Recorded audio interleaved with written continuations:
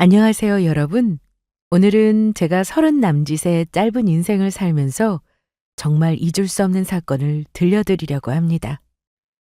두 번 다시는 겪고 싶지도 않고 생각하기도 싫은 일인데요. 바로 저의 파혼 사연입니다.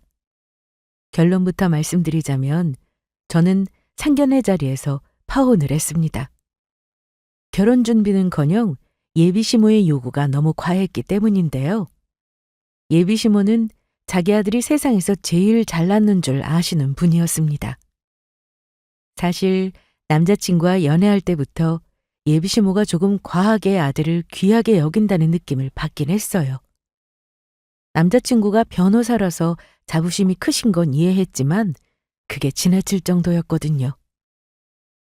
남자친구가 잘난 건 사실입니다. 좋은 환경에 부모 도움받으며 자라 별 어려움 없이 변호사 시험에 합격해 서울의 중대형 로펌에서 근무해요. 저는 중등 교사로 우리 둘은 소개로 만났습니다. 동료 교사 중에 남편이 변호사예요. 저랑 너무 잘 어울릴 만한 사람이 있다며 소개해줬는데 2년 정도 연애하고 결혼말이 나왔습니다. 처음부터 두 사람 성격도 잘 맞았고 가정 환경도 어느 정도 넉넉한 집안에서 자란 티가 났던지라 서로 운연중에 결혼 상대로 이만한 사람이 없다고 생각했고 자연스레 결혼을 생각했습니다. 문제는 연애할 때와 결혼할 때는 고민 자체가 달라진다는 사실이었어요. 연애할 때는 둘만 생각하니 즐거운 일만 있었는데 결혼 말이 나오고 나서부터는 상대방의 가족을 조금씩 알아가다 보니 예상 못했던 고민거리가 생기더라고요. 특히나 저는 예비 시어머니 되시는 분을 결혼 전에 몇 번 만났는데 볼 때마다 이분 보통이 아닌 분이구나 하고 느꼈습니다. 사실 예비 시모가 만만치 않은 분이라는 건 남자친구를 통해 미리 들어서 알고는 있었어요. 인사드리러 가기 전에 이런 말을 했었거든요. 우리 엄마가 조금 까다로우실 수도 있어. 워낙 완벽주의자시라. 보험일도 오래 하셨고 공부 욕심도 많으신 분이거든. 그래서 우리 다 키우시고 나서 방통대도 졸업하신 분이야. 그럼 며느리 보시는 것도 까다로우시겠네? 걱정이다. 혹시 나 맘에 안 들어 하시면 어쩌지? 아들이 좋다는데 맘에 안 드실 리가 있겠어? 교사 며느리라고 하니까 좋아하시던걸? 엄마가 까다롭긴 하지만 솔직히 나도 이렇게 잘 자란 게 다 엄마 덕이라고 생각해. 엄마가 가끔 숨 막히게 해도 아버지가 숨통을 틔워주시기도 했고. 그러니까 너무 걱정할 필요 없어. 그 얘기를 들으면서 저는 솔직히 조금 걱정되긴 했어요. 그래서 물었죠. 그럼 나중에 혹시 결혼하고 나면 너무 터치하시거나 그러진 않을까? 나랑 안 맞으면 어떡하지? 그랬더니 남자친구가 웃으면서 이렇게 말하더라고요. 그런 일 생기면 내가 잘 조율할게. 그리고 우리 아버진 엄청 마음 좋으신 분이니 염려 마. 그때는 남자친구 말을 듣고 어머니가 까다로우셔도 나를 마음에 안 들어 하실 거란 생각은 하지 못했습니다. 근데 막상 결혼 전에 예비시모를 실제로 뵙고 나니 남자친구가 말한 숨 막힌다는 말이 무슨 뜻인지 뼈저리게 느껴졌습니다. 남자친구가 아무리 좋은 사람이어도 그 뒤에는 엄청난 에너지가 느껴지는 시어머니가 계셨더라고요. 하지만 막상 예비시댁에 인사드리러 간 날 예비 시부모님은 저를 반갑게 맞아주셨습니다. 남자친구가 엄마를 까다롭다고 했다는 말이 맞나 싶을 정도로 인상도 좋으셨어요. 자기 관리를 잘하신 분이시더라고요. 그 옆에는 사람 좋게 웃고 계신 예비 시부도 계셨고요. 예비 시모는 저를 보며 환하게 웃으시더니 제 손을 꼭 잡으셨습니다. 그리고 이렇게 말씀하시더라고요. 아이고, 우리 집안의 첫 혼사라 큰 며느리가 잘 들어와야 하는데 듣자니 너 교사라고 했지? 참 잘 됐네. 안정된 보수에 남이 무시하지 않은 직업 아니겠어? 일단 그 점은 마음에 드는구나. 저의 직업을 마음에 든다고 정의 내리시는 말을 듣고 어색한 미소로 고개만 끄덕였습니다. 그런데 바로 다음 순간 예비시모가 뜬금없이 물으시는 거예요. 근데 교사는 월급이 얼마나 되니? 연봉으로 따지면 어느 정도 돼? 솔직히 처음 인사관 자리에서 들을 거라고 예상도 못한 질문이라 좀 당황했어요. 그래도 예의상 대충 범위를 말하며 대답했죠. 그런데 여기서 끝나는 게 아니었습니다. 예비시모가 갑자기 분위기를 확 바꾸시더니 아주 본격적으로 물어보시더군요. 그래? 부모님은 무슨 일 하셔? 아버지 연봉은 얼마나 되시고? 집에 혹시 빚은 없겠지? 요즘에는 빚까지 지고 결혼하는 여자들이 많아서 물어보는 거니 언짢아 하지 말거라. 다른 뜻은 없어. 네? 아, 일단 아빠는 사업하시고요. 엄마는 가정주부세요. 제가 아빠 소득이랑 재정 상황은 자세히 알지는 못해서요. 구체적인 말씀은 못 드리겠습니다. 저는 큰 빚 없으니 염려 마시고요. 제가 불편한 기색을 보였지만 남자친구는 자기 엄마를 말리지 않았습니다. 저렇게 꼬치꼬치 캐무는 게 익숙해 보였어요. 예비시모는 제 대답에 만족을 못하셨는지 질문을 멈추지 않으셨습니다. 동생이 하나 있다며? 혹시 동생 직업은 뭐고 연봉은 얼마나 돼? 넌 빚 없이 그럼 어느 정도나 결혼 자금 모아놨는지 솔직하게 말해줄 수 있어? 그 순간 정말 이 자리가 예비시댁에 인사를 하러 온 건지 은행대출 심사인지 헷갈릴 정도였어요. 저는 최대한 침착하게 대답하려고 노력했지만 가족들 연봉이나 빚 같은 민감한 부분까지 묻는 건 솔직히 너무 불편하더라고요.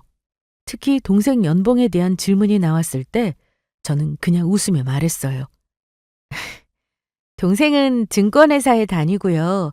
아직 입사한 지 얼마 안 돼서 월급까지는 제가 잘 몰라서요, 어머니. 대답을 못 드려서 죄송합니다.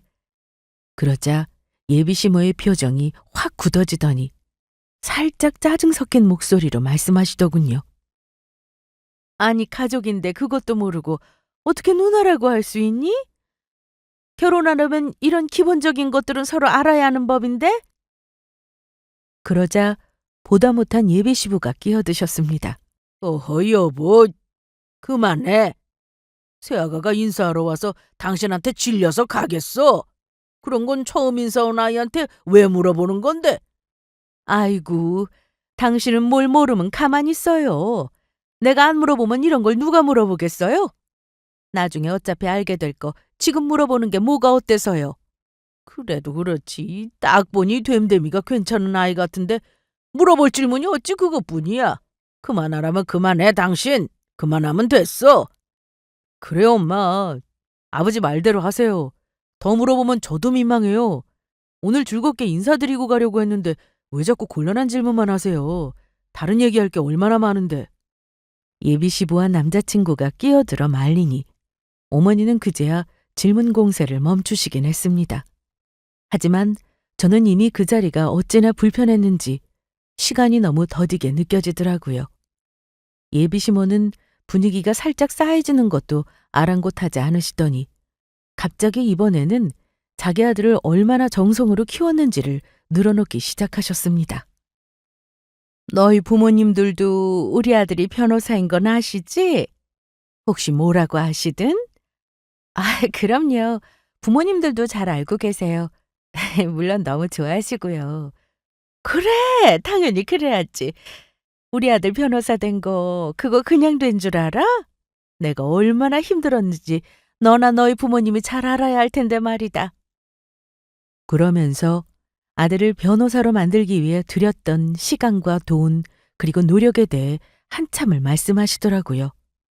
우리 아들이 사실 걸어다니는 돈덩어리나 다름없어. 학원비, 과외비, 참고서.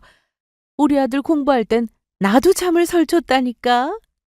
남편이 버는 돈으로 애들 교육비가 어디 감당이 됐겠어? 그래서 남들이 놀러 다닐 때 나는 이랬어. 보험 일하면서 아들 하나 변호사로 만들려고 그 고생을 했지. 다 내 노력 덕에 아들이 잘 된 거란다. 저는 고개만 끄덕이며 듣고 있었어요. 그런데 갑자기 저를 보며 이렇게 말씀하시는 겁니다. 그러니까 너도 참 운이 좋다. 우리 같은 집안에 시집오고 말이야. 선생이라는 직업이 전문직도 아닌데 변호사 남편 얻어 결혼할 기회가 어디 쉽겠어? 네가 정말 복 받은 거야. 그 말을 듣는데 순간 마음이 복잡해지더라고요.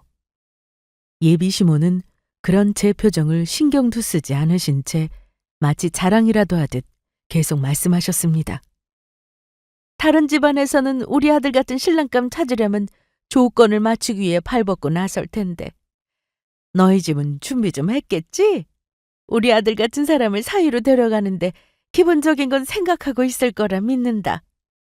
네? 기본적인 게 뭔지 제가 잘 이해가 안 가는데 구체적으로 말씀해 주시겠어요? 하지만 곧 그만하라는 예비시부의 만류로 어머니는 그 얘긴 상견례 때 하겠다며 말을 멈추셨습니다.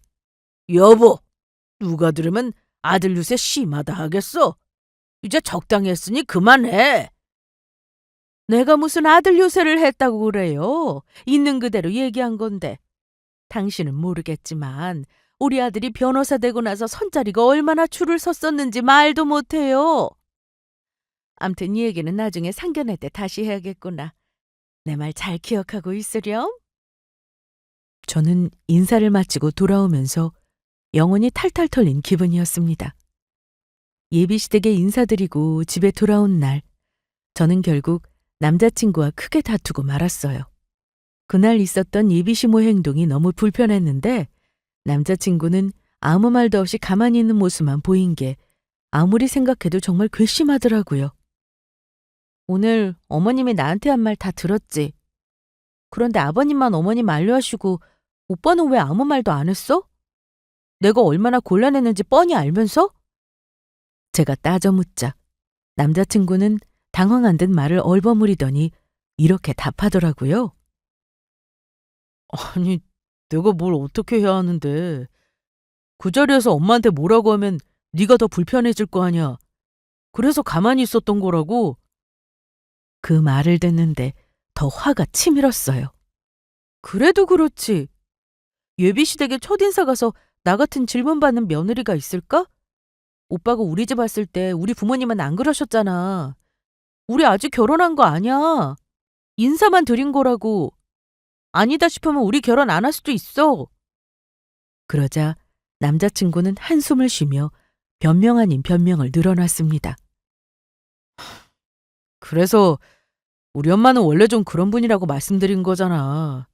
근데 내가 거기서 너 편만 들면 네가 더 미운 털 박혔을 거야. 어머니가 벌써부터 마누라 편만 든다고 하셨을걸? 내가 일부러 모른 척한 게 아니라니까. 어쨌든 기분 나빴다면 정말 미안해. 앞으로는 내가 알아서 다 해결할게. 믿어줘. 그 말을 듣는데 한편으로는 조금 안심되기도 했지만 한편으로는 씁쓸한 기분을 떨칠 수가 없었습니다. 어쨌든 저는 남자친구를 한 번 더 믿어보기로 했습니다.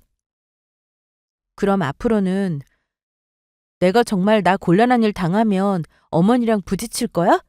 오늘처럼 가만히 보고만 있는 일은 없을 거지? 제가 다시 확인하듯 물었더니 남자친구가 고개를 끄덕이며 말하더군요. 내가 다 알아서 할게. 앞으로는 네가 곤란한 상황 없도록 내가 막을 거니까 걱정하지 마. 그 말을 믿었던 게 제 실수였을까요? 그 순간만큼은 정말로 남자친구가 저를 위해 중간에서 잘해줄 거라고 생각했습니다. 제가 예비시댁에 인사드리고 나서 우리 부모님도 사이될 사람의 가족이 어떤지 궁금해 하셨습니다. 제가 대접을 잘 받고 왔는지 부모님은 저를 마음에 들어 하셨는지도요. 우리 딸, 오늘 김서방 부모님네 인사는 잘 드리고 온 거지? 집안 어른들은 어떠신 것 같니? 엄마가 걱정 반 기대 반으로 물으셨습니다. 인사는 잘 드렸으니 걱정 마. 집안 어른들이야 뭐 평범하시던데? 그래? 너한테 별 말씀은 안 하셨고? 너는 느낌이 어땠니? 사실 그때 속에 있던 모든 찜찜함을 솔직하게 다 털어놨어야 했습니다. 상견례 내내 불편했던 이야기, 예비시모가 지나치게 요구했던 조건들, 제 직업과 집안까지 지나치게 캐물었던 모든 것들. 하지만 부모님 얼굴을 보는데 왠지 말씀드리기가 망설여지더라고요. 남자친구가 앞으로는 중간에서 어머니와 문제가 생기면 다 해결하겠다는 말을 믿었기 때문에 모든 걸 솔직히 말씀드리지 못했습니다. 결국 저는 억지로 웃으며 이렇게 말했어요. 뭐 그냥 조금 까다로우신 분 같긴 한데 남자친구도 잘하니까 괜찮아요. 별일 없을 거예요. 엄마는 여전히 걱정스러운 얼굴로 말씀하셨죠. 그래도 결혼은 두 사람만 하는 게 아니니까 신중해야지. 그렇게 인사간잘해서 느낌도 중요해. 혹시라도 무리한 요구를 하거나 네가 힘들 것 같으면 엄마한테 꼭 말해야 한다. 물론 김서방 하는 거 봐서는 별일 없겠지만 혹시나 해서 말하는 거야. 아빠도 고개를 끄덕이며 덧붙이셨어요. 네 엄마 말이 맞다. 뭐든 엄마랑 아빠한테 얘기해야지 숨기거나 혼자 해결하려고 하면 안 돼. 결혼은 평생의 일이잖니. 그 말을 듣고 속으로는 모든 걸 다 말씀드려야 하나 고민했지만 결국 저는 그때도 웃으며 넘어갔어요. 아니에요. 괜찮아요. 뭐 딱히 이상한 느낌 받거나 그런 건 없어요. 마음에 걸리는 게 생기면 그때 얘기할게요. 하지만 방에 혼자 앉아 있는데 마음 한구석이 찜찜하고 무거운 느낌을 지울 수가 없었어요. 솔직하게 다 말했어야 했나? 아니면 그냥 이대로 괜찮을까? 복잡한 생각들이 머릿속에서 떠나지 않더라고요.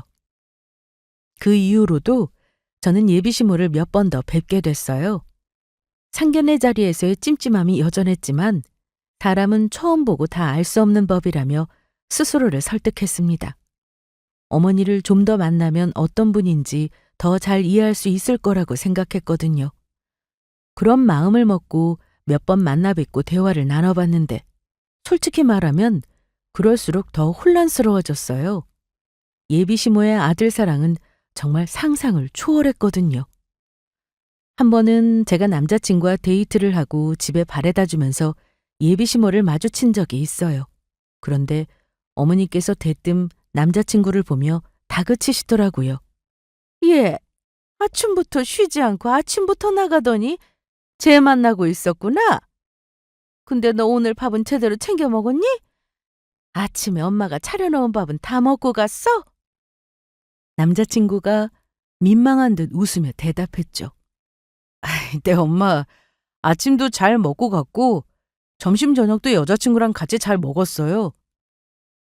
예비시모는 남자친구 대답을 듣고는 저에게 이런 말을 하시더라고요. 예, 우리 아들이 원래 밥 거르는 버릇이 있어서 내가 꼭 챙겨야 해. 네가 결혼하면 이제는 다 네 몫이야. 우리 아들 건강관리는 신경 좀 써줘야 한다. 알겠지? 제가 아들을 키우려고 결혼한 건 아니지만 그 정도 말에는 웃으며 대답했죠. 네, 어머니. 결혼하면 저도 오빠 건강에 신경 쓸게요. 그러자 어머니가 갑자기 한숨을 쉬며 말씀하시는 거예요. 그래, 그럼 됐어. 우리 아들은 예전에 공부할 때부터 예민해서 음식이 조금만 이상해도 속이 안 좋아진단다. 그러니 음식할 때도 조미료는 절대 쓰지 말고 조심해야 해. 그리고 변호사가 얼마나 스트레스가 많은 직업이니. 음식이 제일 중요한 거야. 결혼하면 나한테 배울 게 아주 많을 거다. 어머니 말에 따르면 내가 이 사람과 결혼해서 해야 할 게 참 많더라고요. 그런데 이번에는 남자친구가 중간에서 어머니 잔소리를 차단하긴 했습니다. 엄마, 아직 결혼도 안 했는데 부담을 주시고 그래요. 그리고 내가 애도 아니고 건강은 스스로 관리하는 거죠. 그런 소리 자꾸 하시면 저 결혼 전에 지연이 이제 우리 집에 안 데려올 거예요. 남자친구가 저러니 어머니는 말없이 아들에게 눈을 흘기시더라고요. 남자친구가 제 편을 들어주는 걸 보니 그래도 기분이 전보다는 좀 낫더군요. 자기 아들만 위하는 어머니 말에 마음이 걸렸지만 한 번 더 넘어갔습니다. 그리고 한동안은 저도 바쁘게 지내느라 또 잊게 되더라고요. 그 와중에 양가 부모님은 상견례 날짜를 잡으라고 하셨습니다. 그런데 상견례를 한 달인가 앞두고 어머니가 저를 한번 보자고 하시더라고요. 이번에는 또 무슨 일로 나를 부르시나 걱정이 되었지만 아들 자랑이나 잔소리 비슷한 걸 하시겠거니 생각하고 예비시댁에 갔습니다. 그런데 그날따라 어머니가 저한테 이상한 소리를 안 하시더라고요. 오늘따라 웬일인가 싶어 저도 즐겁게 담소를 나누며 식사를 마쳤습니다. 그런데 남자친구와 예비시부가 잠시 자리를 비운 사이 어머니가 저를 조용히 부르시더라고요. 잠깐이면 되는데 둘이 얘기 좀 할까? 네, 어머님, 말씀하세요. 아들이 있는 데서 얘기하면 또 그만하라고 난리 칠까봐 말을 못하겠더구나. 기회가 생겼을 때 빨리 얘기해야겠다 싶어서 말이지. 이번에는 어머니가 무슨 말씀을 하시려 일어나 싶어 또 한 번은 남자친구와 함께 외식을 한 후 어머니께 인사드리러 갔을 때였어요. 남자친구가 잠시 방에 들어간 사이 어머니가 저를 조용히 부르시더니 말씀하시더라고요. 우리 아들 힘든 일 생기면 말도 잘 안 하는 애야. 네가 알아서 잘 헤아려줘야 해. 그리고 결혼하면 무슨 일이 있어도 우리 아들이 항상 우선이 돼야 한다는 거 잊지 마라. 알겠지? 그 말을 듣는데 머리가 띵해지더라고요. 단순히 아들 사랑을 넘어서 이 결혼은 당신 아들이 중심이 돼야 하고 제가 무조건 모자란 결혼이라는 메시지를 계속 주시는 것 같았거든요. 대답할 말을 찾는데 거기서 끝이 아니었습니다. 상견례가 한 달 앞이라 좀 촉박하긴 하다만 내가 할 말은 당당하게 해야겠다 싶어. 변호사 아들이 있는 내가 굳이 혼사 앞두고 하고 싶은 말을 참기는 싫구나. 우리 아들한테 듣자 하니까 너희 집안도 좀 그럭저럭 산다고 하던데 내 말이 맞니? 네? 오빠가 그러던가요? 저희 집이 형편이 어렵지는 않아요, 어머님. 근데 저희 집안 형편은 왜 물으시는지. 그러자 어머니는 저의 대답을 듣고 활짝 웃으며 이런 말을 하시더라고요. 그러니? 아유, 그럼 내가 말하기가 한결 편하겠구나. 우리 지난번에 만났을 때 내가 상견례 자리에서 얘기하겠다고 했던 거 기억나지? 너희 쪽에서 준비할 게 많을 거라고 했잖아. 아무래도 네가 찰떡같이 알아듣지 못하는 것 같아서 내가 구체적으로 얘기하려고. 우리 아들이 명색이 변호사 아니냐. 돈을 몇 억 들여 키운 내 아들을 장가 보내는데 그런 아들 사이로 데려가려면 적어도 너희 쪽에서 키 3개는 준비해줬으면 해.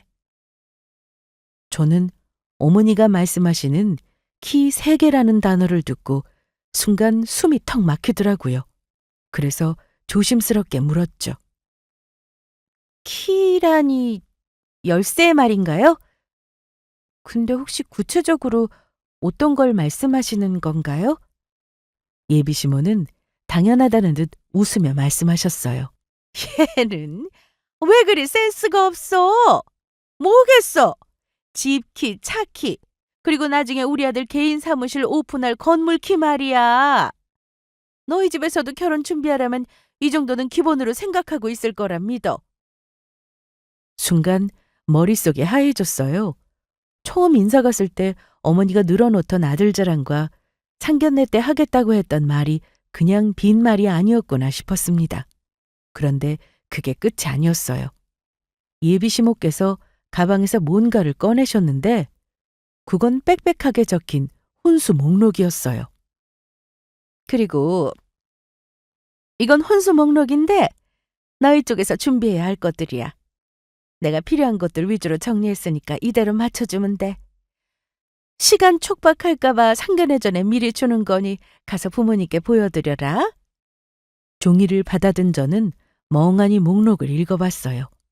가구, 가전제품 같은 기본적인 것들은 물론이고 예비시모 개인 취향에 담긴 고급 주방기기나 명품 식기 같은 것들이 포함돼 있었습니다. 그때 머릿속에는 이미 이 결혼은 못하겠구나 하는 결심이 서더라고요. 저는 애써 어색한 미소를 지으며 말했어요. 어머니, 이건 제가 혼자 결정할 수 있는 게 아니어서 부모님과 상의해봐야 할 것 같아요. 그러자 예비 시모께서 진지한 표정으로 말씀하시더군요. 네가 우리 집에 들어오려면 준비를 잘해야 해.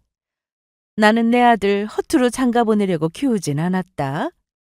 네가 직업이 좋다고 해도 어디 가서 변호사 남편을 만나겠니?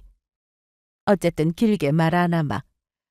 결혼은 두 집안의 만남이니까 이 정도는 신부 쪽에서 책임감 있게 해줄 거라 믿어.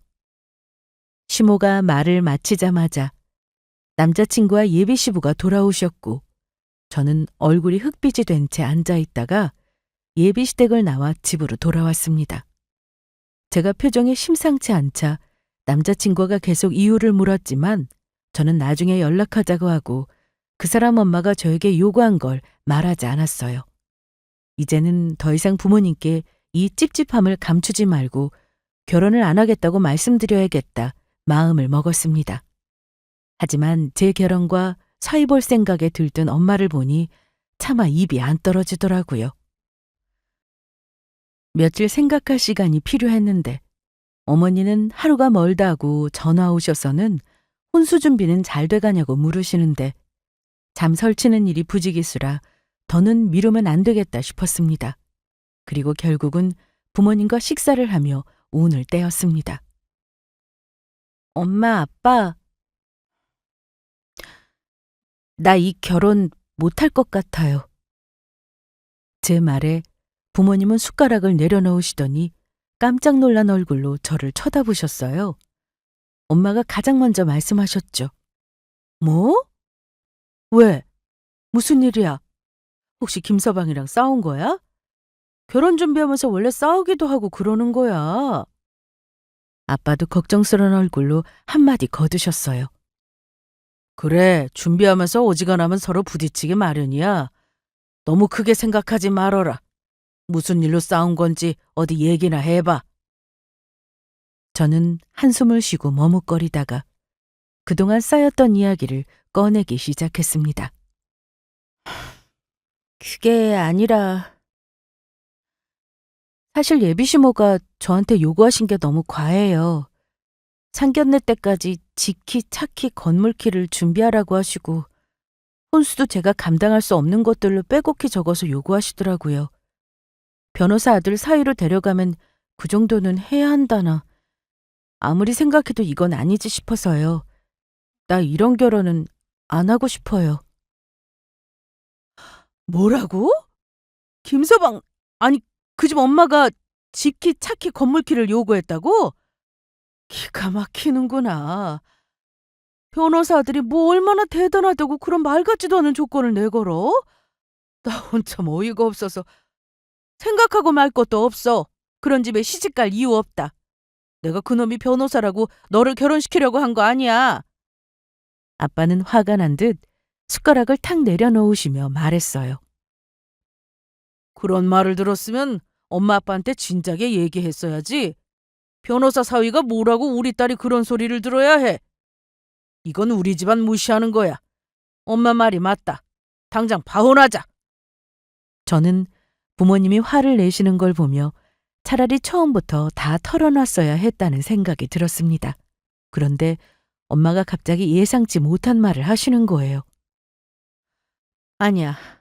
상견례는 예정대로 할 거야. 그 자리에서 내가 직접 얘기해야겠어. 너 아직 그놈한테 얘기 안 했지? 그럼 상견례는 예정대로 진행해라. 저는 깜짝 놀라며 되물었죠. 엄마 왜? 그 자리에서 뭘 하려고. 그럴 필요가 뭐 있어. 그냥 조용히 파혼하면 그만이지. 하지만 엄마는 단호한 표정으로 말씀하셨어요. 그 사람들한테 우리 집이 만만한지 만이라는 걸 제대로 보여줄 거야. 어디 남의 집 귀한 딸한테 그딴 말 같지도 않은 조건을 내걸어? 내가 그 집 엄마 정신 똑바로 차리게 아주 단단히 얘기할 테니까 너는 아무 말 말고 엄마 하라는 대로 해.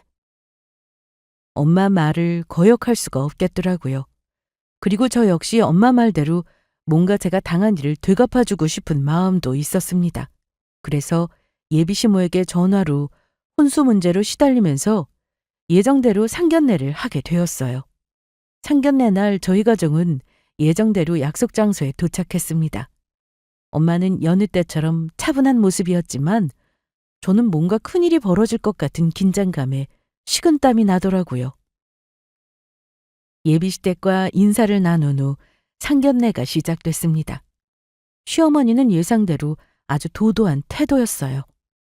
안녕하세요. 말씀 많이 들었습니다. 이렇게 뵐 날을 기다리고 있었습니다. 엄마의 인사말에도 예비시모는 도도한 태도를 유지하며 이러시더군요. 예. 저도 말씀 많이 들었습니다. 오늘 얘기 나눌 것들이 참 많죠? 사돈댁에 변호사인 우리 아들이 장가가니까 어떠신가요? 참 좋으시죠? 그 말에 엄마 아빠는 조용히 웃기만 하셨습니다. 예비시모가 본격적으로 말을 꺼내면서부터 분위기는 조금씩 달라지기 시작했습니다. 그래서 제가 예비 며느리한테 우리 상견례 전에 부탁드렸던 거 잘 준비하셨나요? 혹시 시간이 촉박하진 않으셨는지 제가 일부러 여유 두고 새아가한테 말했습니다만. 예비시모 말에 옆에 있던 남자친구와 예비시부는 놀란 얼굴이 되더라고요. 아마 어머니가 저에게 요구하신 걸 전혀 모르시는 듯 했습니다. 어머니 말에 우리 부모님 역시 잠시 어리둥절한 표정을 지으셨습니다. 그리고는 엄마가 태연하게 되물으셨어요. 부탁이라니요? 무슨 말씀을 하시는 건지요? 예비시모는 여전히 미소를 지으며 대답하셨습니다. 우리 아들이랑 결혼하려면 기본적으로 3가지 키는 준비되어 있어야 한다고 새아가 통해서 말씀드렸는데요. 뭔지는 아시지요? 요즘에는 전문직 사위 얻어가려면 키 3종 세트는 기본이라고 하는데 잘 아시리라 믿습니다. 말씀드렸듯이 우리 아들이 변호사이고 댁의 따님과는 급이 차이가 나니까요. 어떠신가요? 사돈댁도 잘 사는 집이라고 들었는데 이 정도는 맞춰주셔야 하는 거 아닐까요? 그 순간 엄마의 표정이 굳어졌습니다. 저는 옆에서 숨을 죽이고 엄마를 바라봤어요. 그런데 엄마는 뜻밖에도 차분한 목소리로 말씀하셨어요. 아, 그 키 말씀이시군요. 우리 딸한테 들었습니다. 물론 준비했죠. 여기요. 말씀하신 키 3개입니다. 그리고 엄마가 가방에서 무언가를 꺼내셨습니다. 바로 시모가 말한 열쇠 3개를요. 모두 진짜 열쇠였죠. 사실 저희 집안이 꽤 넉넉하다는 건 남자친구도 알고 있었어요. 아빠가 사업을 하시고 안정적으로 잘 사신다는 정도는 알고 있었죠. 하지만 건물 3채를 소유한 알부자라는 사실은 남자친구도 전혀 몰랐을 겁니다. 저도 굳이 자랑 삼아 부모님의 재력을 말한 적이 없었거든요. 엄마가 건물 3채의 열쇠를 꺼내들자 남자친구의 얼굴이 새하얘지며 깜짝 놀라는 게 보였어요. 그걸 본 순간 예비시모는 순간 기뻐하는 얼굴로 물으셨어요. 역시 준비 잘하셨다니 다행이네요. 세상에. 그래도 재력은 있으신가 봅니다. 제가 말한 걸 이렇게 빨리 준비해 주시다니요. 대단하시네요. 역시 결혼은 이렇게 준비가 돼 있는 집이랑 하는 거죠. 그러자 옆에 있던 예비시모는 몹시 당황하시며 어머니를 제지하셨습니다. 당신 지금 뭐 하는 거야? 나랑 상의도 없이 사돈댁에 이런 결례가 어디 있어? 하지만 어머니는 들은 척도 안 하시고는 열쇠 3개를 가져가려 하셨습니다. 그때 엄마가 가져가려는 예비시모의 손등을 찰싹하고 치셨습니다. 예비시모는 당황한 표정으로 손등을 쳐다보더니 엄마를 노려보며 말했어요. 아니, 이게 무슨 짓입니까? 엄마는 미소도 없이 차분한 목소리로 말씀하셨어요. 제가 이 열쇠를 드린다고 한 적은 없는데요. 그냥 보여드린 겁니다. 그쪽 집안에서는 평생 구경할 일이 없을 열쇠니까요. 어디 보기만이라도 해보시라고 가져왔어요. 그 말에 예비시모의 얼굴이 굳기 시작했지만 엄마는 멈추지 않으셨어요. 이 키가 뭔 줄 아세요? 이건 제가 소유한 건물 3채의 열쇠입니다. 집키, 차키, 사무실키 따위를 요구하시는 걸 듣고 저희 집안에서는 너무 간소해서 이렇게 건물 키 3개를 가져와 보여드리려고 했죠. 그러면서 엄마가 열쇠를 들고 흔들며 마지막으로 쐐기를 박듯 말씀하셨습니다. 이 키 어디 만져만 보시겠어요? 아마 평생 구경 못할 열쇠니까요. 그제서야 예비 시모의 웃음기가 사라지며 물으셨어요. 그게 무슨 말씀이시죠? 엄마는 눈도 깜빡이지 않고 딱 잘라 말씀하셨어요. 제가 드리고 싶은 말씀은 간단합니다. 우리 딸을 아들 가지고 장사려는 집안에 시집 보낼 생각은 없습니다. 이 결혼 여기서 끝내겠습니다. 당신들 아들이 변호사가 아니라 변호사 100개라고 해도 신뢰요. 오늘 이 자리도 파혼 정식으로 통보하려고 나온 겁니다. 우리 딸한테 키 3개 해오라고 할 때부터 이미 끝난 인연인 줄 아셔야죠. 그리고 대체 이따위 혼수 목록은 뭐랍니까? 이것도 돌려드리지요. 엄마는 예비 시모가 요구한 혼수 목록이 적힌 종이를 도로 내미셨습니다.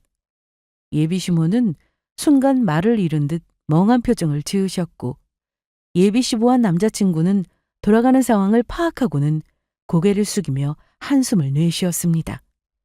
분위기는 완전히 얼어붙었고 예비 시모는 당황한 표정으로 말을 이어갔죠. 아니, 그게 무슨 말씀이세요? 벌써 열쇠는 준비까지 하셨으면서 이제 와서 파혼이라니 말이 된다고 보세요? 여기까지 와서 그런 말을 하면 어떻게 하라는 거예요? 그렇게 쉽게 끝낼 문제가 아니에요. 결혼은 두 집안의 약속이고 지금 와서 이러면 다들 무슨 꼴이 되겠습니까? 엄마는 시모 말에 얼굴빛 하나 변하지 않고 태연하게 대답하셨어요. 결혼은 사랑과 신뢰로 시작하는 거예요. 결혼 당사자 두 사람이 가장 중요한 법이고요. 그런데 이렇게 조건부터 따지고 압박하는 상황에서 저희 딸이 행복할 수 있을 거라고 생각하시나요? 저는 그렇게 보지 않습니다. 이 결혼은 못 시킵니다. 예비 시모는 얼굴이 빨개지며 목소리를 높이기 시작했어요. 조건이라뇨? 결혼이 현실인데 현실적인 걸 따지는 게 뭐가 문제예요? 저희 아들이 변호사니까 이 정도 요구는 당연한 거 아닙니까? 그 말을 듣자마자 아빠가 차갑게 끼어드셨습니다. 그게 당연한 요구라고요? 저희 딸은 물건이 아닙니다. 사람을 사랑하는 마음 없이 조건만 따지는 결혼이라면 그건 우리가 절대 동의할 수 없는 일입니다. 아들 장가 잘 보내고 싶으시면 똑똑히 알아두세요. 오늘 일은 두고두고 기억하셔야 할 겁니다. 그러자 예비 시모가 남자친구를 바라보며 소리쳤습니다. 너는 가만히 앉아서 뭐 하는 거야? 이게 다 너 결혼 얘긴데 입도 뻥끗 안 하고 있으면 어떡해? 남자친구는 당황한 표정으로 어머니를 진정시키려 했어요. 엄마, 제발 그만하세요. 저 엄마 때문에 이 결혼 못할 것 같아요. 지금 무슨 짓을 하신 건지 알고는 계시냐고요. 내가 뭘 잘못했는데? 우리 아들 변호사 만들려고 내가 얼마나 고생했는데 그에 맞는 조건을 요구하는 게 잘못이야? 엄마, 대체 나 모르게 지연이한테 무슨 요구를 하신 거예요? 왜 아들이 장가 가는 줄 모르고 엉뚱한 짓을 하셨어요?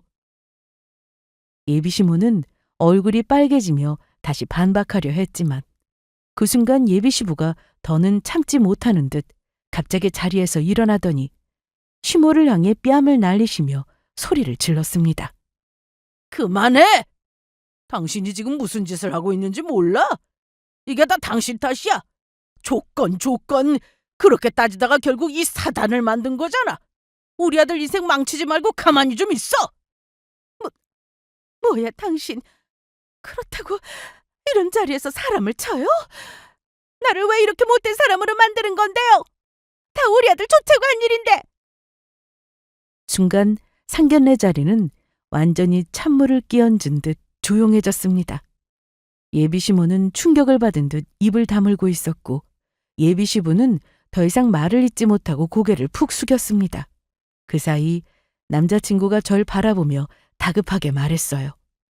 제발 나한테 한 번만 더 기회를 줘. 내가 엄마를 설득할게. 너한테 절대 이런 일 없도록 내가 다 해결할게. 진짜야. 그 말에 저는 잠시 멈칫했지만 결국 고개를 저었습니다. 아니야. 이제 더는 못 참겠어. 이런 결혼은 내가 바라는 결혼이 아니야. 우린 여기까지가 맞는 것 같아. 그만하자. 저는 사람 좋다는 예비 시부가 손찌검까지 하실 정도로 화난 모습을 보며 내심 놀라기도 했죠. 그건 우리 부모님도 마찬가지셨는지 엄마가 제 손을 잡으며 일어나셨어요. 상견례 자리가 완전히 아수라장이 되었을 때 엄마는 단호한 목소리로 마지막 말씀을 하셨습니다. 저희는 이 결혼을 진행할 생각이 없습니다. 우리 딸이 행복하지 않은 결혼은 시킬 수 없어요. 여기서 끝냅시다. 할 말 없으니 우리는 이만 가보겠습니다. 다시는 아들 가지고 장사하려고 들지 마세요. 그러면 대개 아들 평생 장가 못 갑니다. 그렇게 저희 가족은 자리를 박차고 나왔습니다. 예비 시모는 아무 말도 하지 못한 채 굳어 있었고 예비 시부는 고개를 떨군 채 말없이 앉아 계셨습니다. 그 순간 저는 모든 게 끝났다는 걸 느꼈어요. 더는 돌이킬 수 없는 결론이지만 이상하게 마음 한구석이 후련하기도 했습니다.